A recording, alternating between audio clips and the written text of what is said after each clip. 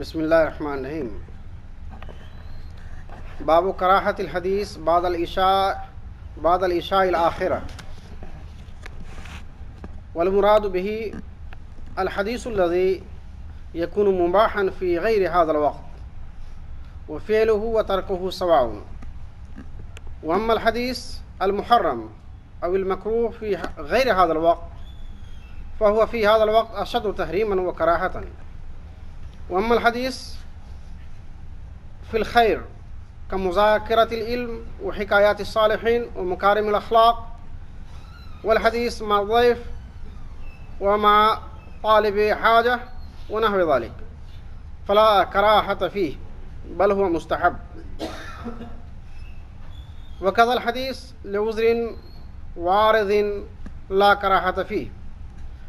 وقد تظاهرت الأحاديث الصحيحة على كل ما ذكرته كما قال امام نووي رحمه الله.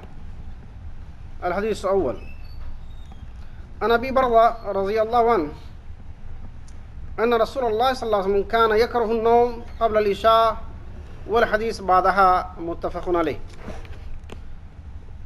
وعن ابن عمر رضي الله عنهما أن رسول الله صلى الله عليه وسلم صلى العشاء في آخر حياته فلما سلم قال أرأيتكم ليلتكم هذه فإن على رأس 100 سنة لا يبقى ممن هو على ظهر الأرض اليوم أحد متفق عليه.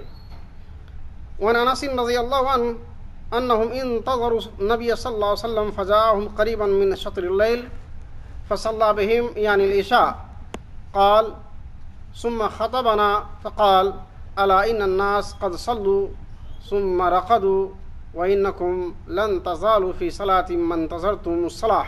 رواه البخاري. باب تحريم امتناع المرأة من فراش زوجها إذا دعاها ولم يكن لها عذر شرعي. عن أبي هريرة رضي الله عنه قال قال رسول الله صلى الله عليه وسلم إذا دعا الرجل امرأته إلى فراشه فأبت فبات غضبان عليها لعنتها الملائكة حتى تصبح متفق عليه وفي روایت حتى ترجع. انتہا. ترجمہ و تشریح. آج 2 باب کا ذکر ہوا. دونوں میں سے پہلا یہ ہے کہ عشاء کی نماز پڑھنے کے بعد بات چیت کرنا مکروہ ہے. اس سے مراد وہ بات چیت ہے جو جائز ہے، جو مباح ہے. وہ بات کرنے میں کوئی حرج نہیں ہے دوسرے اوقات میں. مثلا وہ باتیں جو عشاء سے پہلے کسی وقت بھی بات کی جا سکتی ہے اور باتیں جائز ہو، ان باتوں کا عشاء کے بعد باتیں کرنا مکروہ ہے. جو باتیں عشاء کے بعد عشاء سے پہلے اگر مکروہ اور حرام ہیں، عشاء کے بعد وہ اور زیادہ مکروہ اور زیادہ اس میں شدت پیدا ہو جاتی ہے، وہ اور زیادہ حکم میں اور زیادہ حرام ہیں ہو جاتا ہو. اور کچھ باتیں ایسی ہیں جو خیر کی اور اچھائی کی باتیں ہوتی ہے، جیسے علم کا مذاکرہ، قرآن شریف کا حفظ، درس، صالحین کی حکایات، کہانیاں، بزرگوں کے واقعات، کسی کے اچھے اخلاق کا بیان. اور اسی طرح کوئی حاجت مند آ جائے، ضرورت مند آ جائے، اس سے باتیں کرنا. کوئی مہمان آ جائے گھر میں، ان سے باتیں کرنا. یا اور کوئی بھی عارض یا اور کوئی بھی سبب پیدا ہو جائے جہاں باتیں کرنا واجب ہو جائے، تو یہ سارے باتوں کی اجازت ہے، بلکہ مستحب ہے. امام نووی رحمۃ اللہ علیہ فرماتے ہیں کہ سارے باتوں کی طرف یہ آنے والی حدیث دلالت کرتی ہے. تو آپ نے دیکھا باتوں کے 3 اقسام بنائے انہوں نے. ایک تو جائز باتیں جو عام طور پہ جائز ہے، ان باتوں کا اس وقت کرنا ممنوع ہو جاتا ہے. اور دوسری حرام باتیں ہیں جو دوسرے وقت میں بھی حرام ہیں، تو اس وقت میں تو اور زیادہ حرام ہو جاتا ہے. اور کچھ جائز باتیں ہیں جو اس وقت جائز ہے. اس کی تشریح میں نے کر دیا ہے. چند حدیث مختصر حدیث ہے، اگر چاہیں تو یاد رہ جائے اور نہیں چاہیں تو خلاصہ کلام تو یاد رہے گا انشاءاللہ. حضرت ابی برزہ رضی اللہ تعالیٰ عنہ کی روایت ہے کہ رسول اللہ صلی اللہ علیہ وسلم کے ارشاد گرامی ہے کہ نبی کریم صلی اللہ علیہ وسلم عشاء سے پہلے سونے کو مکروہ سمجھتے تھے اور عشاء کے بعد باتیں کرنے کو بھی مکروہ سمجھتے تھے. یہ بخاری اور مسلم کی روایت ہے. حضرت ابو برزہ فرماتے ہیں کہ رسول اللہ صلی اللہ علیہ وسلم کی عادت مبارکہ یوں تھی کہ عشاء سے پہلے سونا مکروہ سمجھتے تھے اور عشاء کے بعد باتیں کرنا مکروہ سمجھتے تھے. اس کا مطلب یہ ہے عشاء سے پہلے سونے کی ممانعت اس وجہ سے بھی ہے کہ عشاء کی نماز فوت ہو جائے گی. یعنی عشاء سے پہلے تھوڑی دیر پہلے اگر آنکھ لگ جائے ہو سکتا ہے جماعت چھوٹ جائے، ایسا ممکن ہے، ہوتا ہی ہے. اور کبھی کبھی اللہ تعالیٰ جس کو چاہے جگہ بھی دیتا ہے کہ چلو نیند بھی آ گئی، جیسے کہ عام طور سے رمضان میں ہوتا ہے، تھوڑا لوگ افطار کر کے تھوڑا آرام بھی کر لیا، جا کے تراویح اور نماز بھی پڑھ لیتا ہے. لیکن عام دنوں میں ایسا نہیں ہوتا ہے. تو اس لیے رسول اللہ صلی اللہ علیہ وسلم اس بات کے خطرات کی وجہ سے کہ لوگ غافل ہو جائیں گے نماز سے، جو کہ اہم نمازوں میں سے ہے. چونکہ عشاء کی نماز چھوڑ دینا منافقوں کی علامت ہے، فجر کی نماز چھوڑ دینا منافقین کی علامت ہے، اور مومنوں کی شان ہے کہ اس دونوں نمازوں میں حاضر رہتے ہیں. تو اس لیے رسول اللہ صلی اللہ علیہ وسلم نے اس کو مکروہ سمجھا. اور نماز کے بعد باتیں کرنا مکروہ سمجھا تو آپ کو معلوم ہے کہ اس کے کئی نقصانات ہیں. نماز کے بعد بلا ضرورت غیر ضروری باتیں جو دوسرے اوقات میں کر سکتے ہیں اس وقت کرنا مکروہ اس لیے ہے کہ اس سے بہتر ہے کہ ہم دوسرے اوقات میں کو استعمال کریں. اس وقت میں عشاء کے بعد بات کرنے سے کیا ہوگا، فجر کی نماز چھوٹ سکتی ہے یا زیادہ لمبی بات ہو سکتی ہے، تو تہجد کی پڑھنے والے تہجد سے اس کا چھوٹ جائے، نوافل پڑھنے والے نوافل چھوٹ جائے. اور سب سے اہم تو فجر کی نماز ہے. اس لیے عشاء کے بعد جو جائز باتیں ہیں اس کی بھی حد بندی کر دیا ہے. فضیلت والے باتوں کو چھوڑ دیا ہے، جیسے قرآن کا حفظ کرنا، علم کا حفظ کرنا، صالحین کا ذکر کرنا، ان کے اچھے اچھے اخلاق کا ذکر کرنا. تو یہ سب اچھی چیزوں میں سے ہیں. اس کا محبوب اور مستحب اس کو قرار دیا ہے. اور حالات کے لحاظ سے اتنی دیر تک آپ کر سکتے ہیں کہ نماز نہیں چھوٹے عشاء کی. اگر چاہے تو فجر کے وقت تک نماز پڑھ کے سو جائے، اگر وقت ایسا مل جائے. اگر ایسا ملتا ہے کہ 12 بجے تک اگر آپ اذکار کر سکتے ہیں اور اس کے بعد فجر بھی آپ پا لیتے ہیں. انسان کے سب کی کیفیت برابر نہیں ہے. ایک آدمی ہے کہ 12 بجے کے سونے کے بعد تہجد بھی نہیں چھوٹے گا اور نہ فجر چھوٹے گی. ایک شخص ہے کہ 10 بجے سوتا ہے اور پھر بھی نہ تہجد کا اہتمام کر پاتا ہے اور نہ عشاء کی نماز نہ تو فجر کی نماز کا اہتمام کر پاتا ہے. تو انسان کی کیفیت الگ الگ ہوتی ہے. تو کسی کو اگر جلدی سونے کی ضرورت ہو تو جلدی سو جانا چاہیے، اور کوئی اگر کنٹرول کر سکتا ہے اپنے آپ کو تو اپنے لحاظ سے کر سکتا ہے. دوسری حدیث کی طرف چلتا ہوں. ابن عمر رضی اللہ تعالیٰ عنہما کی روایت ہے کہ نبی کریم صلی اللہ علیہ وسلم اپنی زندگی کے آخری حصے میں عشاء کی نماز پڑھائی. جب رسول اللہ صلی اللہ علیہ وسلم نے سلام پھیرا تو لوگوں سے پوچھا کہ تم کو معلوم ہے یہ کون سی رات ہے؟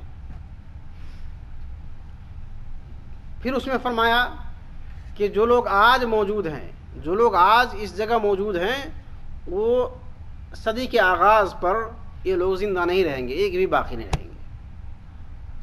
یہ رسول اللہ صلی اللہ علیہ وسلم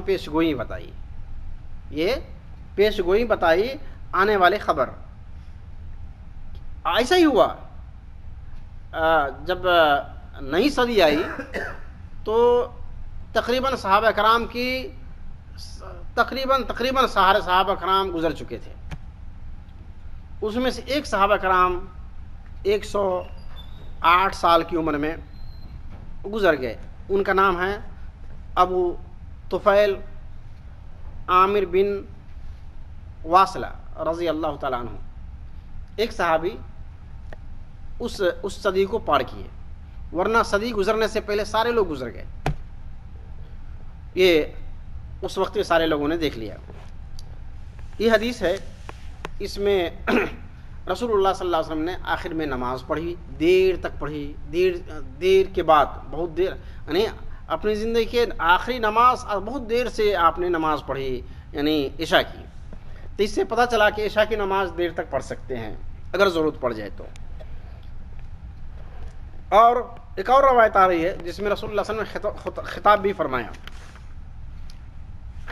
آگے پڑھتا ہوں اور تیسری روایت کی طرف چلتا ہوں. حضرت انس رضی اللہ تعالیٰ کی روایت ہے کہ سارے صحابہ نبی کریم صلی اللہ علیہ وسلم کا انتظار کرتے رہے کہ اب آئیں گے اب آئیں گے اب آئیں گے، رسول اللہ صلی اللہ علیہ وسلم آئے نہیں۔ رسول اللہ صلی اللہ علیہ وسلم ان کے پاس جب آئے، جب تقریباً آدھی رات گزر چکی تھی، پھر رسول اللہ صلی اللہ علیہ وسلم نے سارے لوگوں کو عشاء کی نماز پڑھائی۔ اور حضرت انس فرماتے ہیں کہ رسول اللہ صلی اللہ علیہ وسلم نے نماز پڑھانے کے بعد خطبہ دیا، بیان کیا لوگوں میں، اور فرمایا، خطبہ کا جو مین لفظ ہے انہوں نے نقل کیا، الا ان الناس قد صلوا، لوگ تو نماز پڑھ چکے، یعنی آپ سے پہلے رسول اللہ صلی اللہ علیہ وسلم سے کے حاضر ہونے سے پہلے کچھ لوگ نماز پڑھ کے سو گئے، ثم رقدوا، اور سو گئے، وَإِنَّكُمْ لَن تَزَالُوا فِي صَلَاتِهِمْ مَنْ تَزَرْتُمُ الصَّلَاةَ، اور تم لوگ اس وقت سے نماز میں ہو، نماز پڑھ رہے ہو جب سے تم نماز کے انتظار میں ہو۔ اس حدیث کا مفہوم ہے کہ آپ نماز کے لیے ایک پوری جماعت ہے صحابہ کے بیٹھے ہوئے ہیں، رسول اللہ صلی اللہ علیہ وسلم انتظار میں، رسول اللہ صلی اللہ علیہ وسلم آخری رات میں آئے، رات کے آخری حصے میں آئے، تو رسول اللہ صلی اللہ علیہ وسلم فرمایا کہ آپ لوگ اس وقت سے اب تک نماز میں ہوں، آپ کی جو حیثیت ہے بیٹھنے کا، انتظار کرنے کا، یہ نماز کا حصہ ہے، گویا نماز کے لیے انتظار کرنا گویا نماز کا ایک حصہ ہے۔ اب ہم لوگ مسجد سے آتے ہیں، مسجد میں آتے ہیں اذان سن کر کے، اور کچھ لوگ پڑھ لیتے ہیں نماز اور امام صاحب کے نماز کا انتظار کرتے رہتے ہیں، تو گویا یہ حصہ جو ہمارے 10-5 منٹ کا ہے وہ بھی نماز کا حصہ ہے، یہ ہمارا خالی نہیں جا رہا ہے۔ اس حدیث کی روشنی میں ہمیں پتہ چلا کہ ہمارا جو یہ وقفہ ہے امام کے جماعت کے انتظار کا، یہ بھی ہمارے نماز کا حصہ ہے، اس میں بھی ویسے ہی جماعت کا ثواب ملے گا۔ اگر ہم نماز کے جماعت کے ساتھ پڑھ لیتے ہیں تو، اگر جماعت کے ساتھ نہیں پڑھ کے چلے جاتے ہیں تو وہ ثواب نہیں ملے گا۔ کوئی اکیلے پڑھ کے چلا جائے یا چھوٹی جماعت کے ساتھ پڑھ کے چلا جائے تو ان کا الگ مسئلہ ہے۔ یہ باب ختم ہوا۔ دوسرے باب میں ایک ہی حدیث ہے، اس لیے پڑھ دیا۔ یہ حدیث پہلے بھی گزر چکی ہے اور آگے یہ تھوڑا ایک چیپٹر تھوڑا سا ایک پیج لے لیا، اس لیے میں نے اس کو پڑھ دینا مناسب سمجھا۔ یعنی اس باب کا جو عنوان ہے، عورت کو عذر شرعی نہ ہو اور خاوند اس کو اپنے بستر پر بلائے اور وہ عورت نہ آئے تو فرشتے اس پر لعنت کرتے ہیں۔ حضرت ابو ہریرہ رضی اللہ تعالیٰ عنہ کی روایت ہے کہ رسول اللہ صلی اللہ علیہ وسلم نے ارشاد فرمایا کہ جب کوئی مرد اپنی بیوی کو بستر پر بلائے اور وہ انکار کر دے اور شوہر اس سے ناراض رہ کر رات گزارے تو پوری رات صبح تک فرشتے اس پر لعنت کرتے ہیں، اس عورت پر فرشتے لعنت کرتے ہیں۔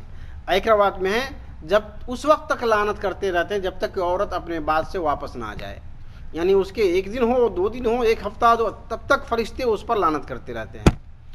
تو یہ ساری بات پہلے بھی گزر چکی ہے، لہٰذا اس کی تشریح کرنے کی ضرورت نہیں ہے۔ اللہ تعالی ہم سارے لوگوں کو رسول اللہ صلی اللہ علیہ وسلم بتائے ہوئے طریقے پر چلنے کی توفیق عطا فرمائے۔ سبحان ربک رب العزۃ عما یصفون وسلام علی المرسلین والحمد للہ رب العالمین۔